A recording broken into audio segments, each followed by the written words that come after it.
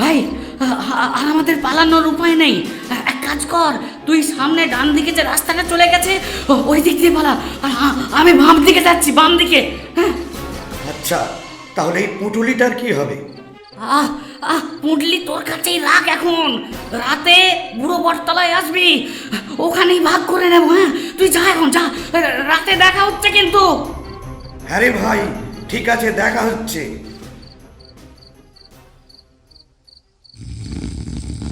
সত্যি বেটা, বেটা যে সেই বাঁধ ধরলো, আর এলো না। অনেকবার গেলাম ওই বুড়ো বটতলায়, কিন্তু বেটা আর এলো না।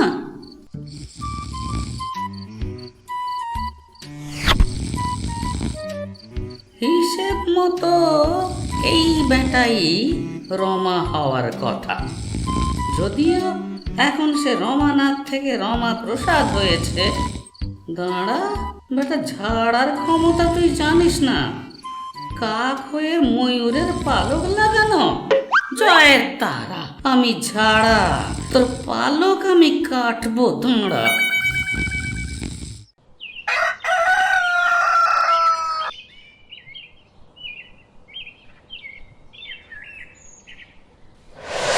বাবু, আপনার চিঠি আছে। এত সকাল সকাল আবার চিঠি কে পাঠালো দেখো দেখি। কি রে রমানাথ, কেমন আছিস? অনেক দিন হয়ে গেল, দেখা সাক্ষাৎ নেই। তাই ঠিক করলাম তোর বাড়ি যাই। সামনের সপ্তাহে যাব, তৈরি থাকিস। হ্যাঁ। এ তো হাতের লেখা দেখে মনে হচ্ছে হারানাতে, কিন্তু ব্যাটা এত বছর পর আসছে কেন? তাহলে কি ও প্রতিশোধ নিতে আসছে? আবার চিঠিতে তৈরি থাকার কথাও লিখেছে। ব্যাটা কি এখন ডাকাতি করে নাকি? ডাকাতরাই তো আগে থেকে সাবধান করে দেয়। না, ব্যাটা তো জানে না যে আজ আমার প্রতিপত্তি কতটা। আয় ব্যাটা, আমিও তৈরি থাকবো।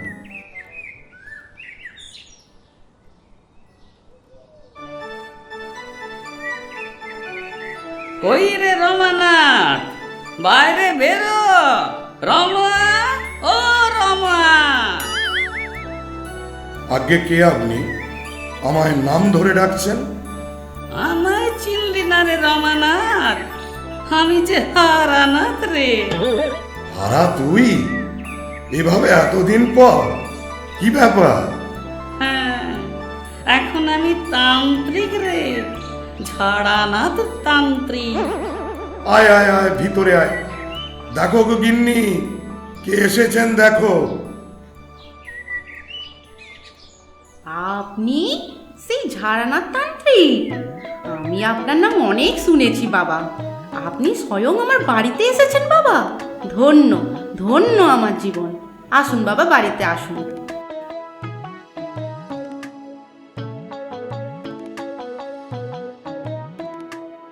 আপনি বসুন বাবা, আমি চা করে আনছি। কি রে, কি ভাবছিস? আমি কিভাবে এত নাম করলাম, কিভাবে এসব হলো? তুই বাবা, মানে তুই এসবের মানে কি? সেসব অনেক কথা রে, সে অন্য একদিন বলবো। এখন বেটা তাহলে কেন এসেছে? পুরনো ভাগ চাইতে নাকি? কিরে, আবার কি ভাবছিস? তোর কি মনে হচ্ছে আমি এতদিন পর পুরনো হিসেব করতে এসেছি তোর সাথে? তুই কি করে বুঝলি আমি কি ভাবছি? আমি অন্তর্যামী রে, সব জানতে পারি আমি। ওরে, আমার এসব সম্পত্তির মতো তুচ্ছ জিনিসের উপর কোনো লোভ নেই রে, কোনো লোভ নেই, বুঝলি? তুই কত বড় তান্ত্রিক হয়ে গেছিস রে হারা, সত্যি। সেদিনের কথা আর মনে রাখিস না ভাই। সত্যি আমি সেদিন লোভে পড়ে আর ফিরিনি। আমি বড় ভুল করেছি, আমায় ক্ষমা করিস। হ্যাঁ রে রমা, আমি আর আগের সেই হারানাথ নেই, তুই চিন্তা করিস না।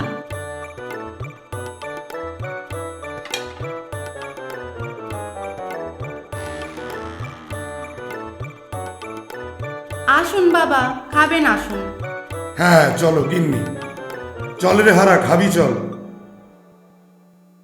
বলছি ভাই, তুই আমার বউকে যেন আবার আমার অতীত জীবন নিয়ে কিছু বলিস না। আরে না না, তোর কোনো চিন্তা নেই, তুই নিশ্চিন্তে থাক। বেটাকে উচিত শিক্ষা দিতে হবে, তবে আমার নাম ঝাড়ানাথ। হ্যাঁ,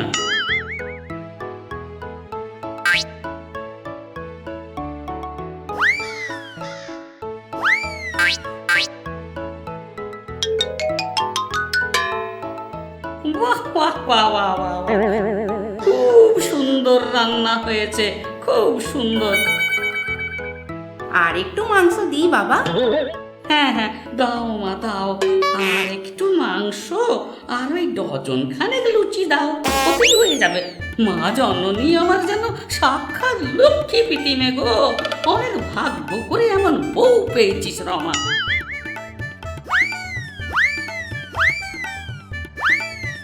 বেটা খাচ্ছে দেখো, যেন কতদিন খাইনি। ভালোয় ভালোয় বিদায় হলে বাঁচি।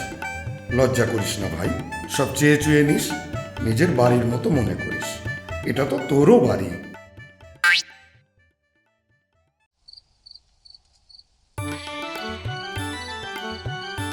আসতে পারি বাবা? হ্যাঁ মা, এসো। বলছি বাবা, আপনি তো অন্তর্যামী, আমাদের বাড়ি কিভাবে উন্নতি হবে? আর সামনে কোনো বিপদ নেই তো বাবা? দয়া করে একটু বলে দিন। এই তো মোক্ষম সময়। হ্যাঁ নিশ্চয়ই, কই দাও দেখি মা, তোমার হাতটা একটু দেখি।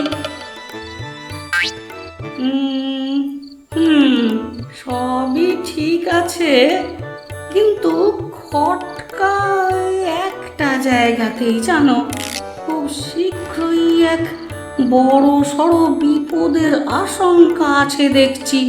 বিপদের আশঙ্কা? কিসের বিপদ? রমানাথের ওপর বিপদ ঘনিয়ে আসছে, একটা ঘোর বিপদ দেখতে পাচ্ছি। তবে এর থেকে মুক্তির একটাই উপায় আছে। কিভাবে মুক্তি পাবো বাবা? সেটা বলার এখনো সঠিক সময় আসেনি। কাল সকালে চায়ের আসরে ওই রমানাথের সামনেই বলবো, কেমন? ঠিক আছে বাবা।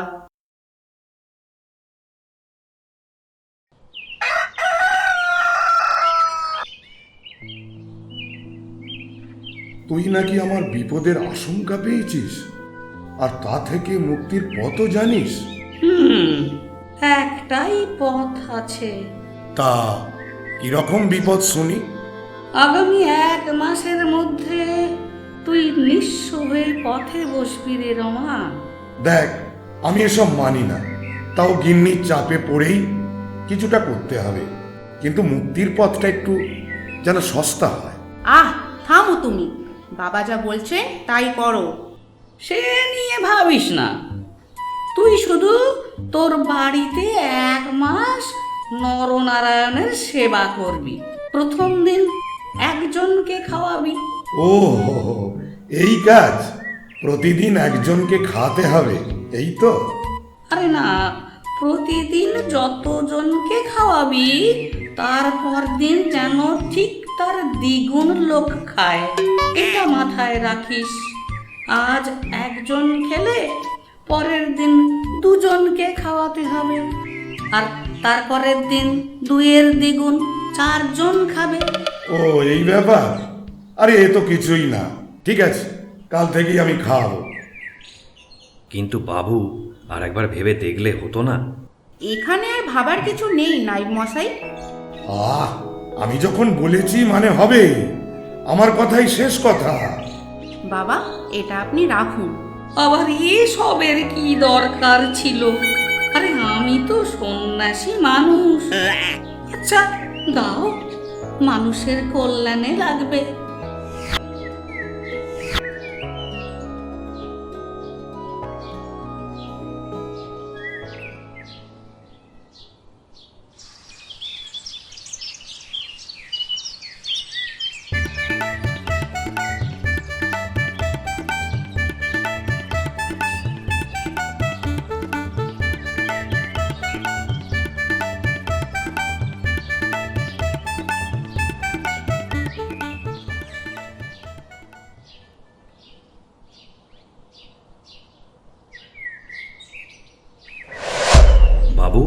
ও বাবু, সর্বনাশ হয়ে গেছে বাবু।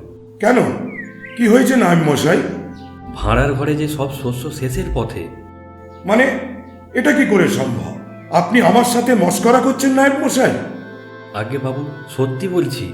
আমি তখনই বলেছিলাম একবার ভেবে নিলে ভালো হতো না? আপনি আমার কথা কানই দিলেন না। সাধু বাবা আপনাকে বোকা বানিয়ে দিয়ে চলে গেছেন।